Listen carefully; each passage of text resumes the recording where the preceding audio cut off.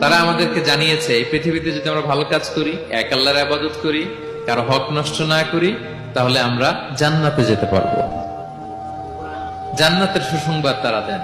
They are the bearer of glad tidings, they are the bearer of paradise. তারা জান্নাতের সুসংবাদ দাতা।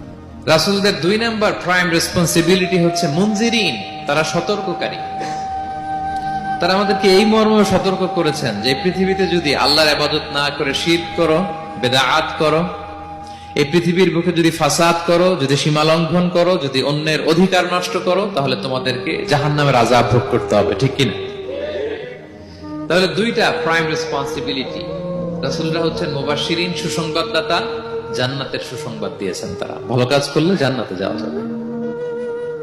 পাশাপাশি তারা হচ্ছেন সতর্ককারী। কিসের সতর্ককারী? জাহান্নামের ব্যাপারে সতর্ককারী। এই পৃথিবীতে ফাসাদ করলে, আল্লাহ তাআলার